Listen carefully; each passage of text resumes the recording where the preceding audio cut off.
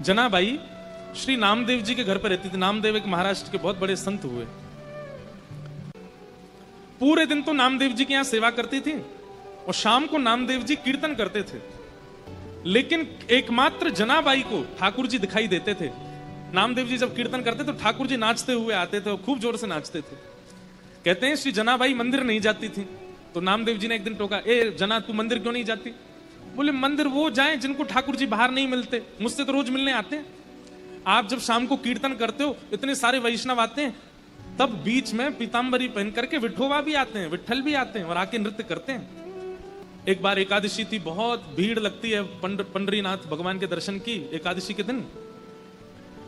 तो जनाबाई आज नामदेव जी से क्या बोली, आज एकादशी है। बोले तो और दिन से आज कीर्तन थोड़ा कम कीजिएगा।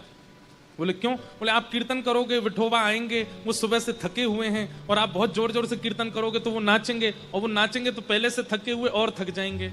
इसलिए मेरी प्रार्थना आज कीर्तन कम करना।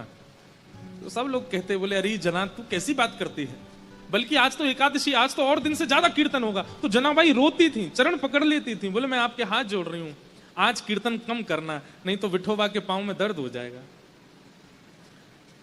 लेकिन कौन माने, जब तरंग आती है कीर्तन में तो सब नाचते हैं और जोर जोर से नृत्य होने लगा। इतने में ठाकुर जी आ गए। तो जनाबाई सबके पास जा जा करके बोले मत नाचो, बैठो, आप नाचोगे तो विठोबा भी नाचेगा और उसके पांव में दर्द हो जाएगा, बैठो बैठो। सबको बैठाती।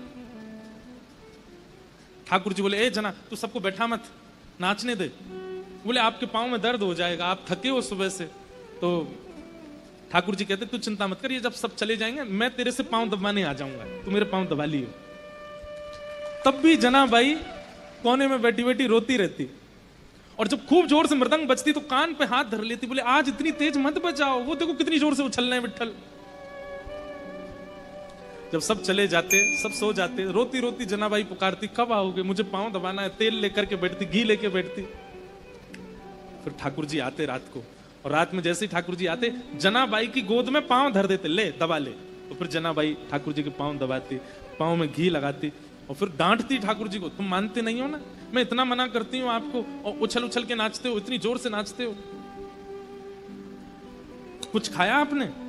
ठाकुर जी बोले हाँ पूरन पूली खाई। अच्छा, और कल क्या खाया था आपने? बोले कल भी पूरन पोली खाई। और परसों क्या खाया? बोले परसों भी पूरन पोली खाई।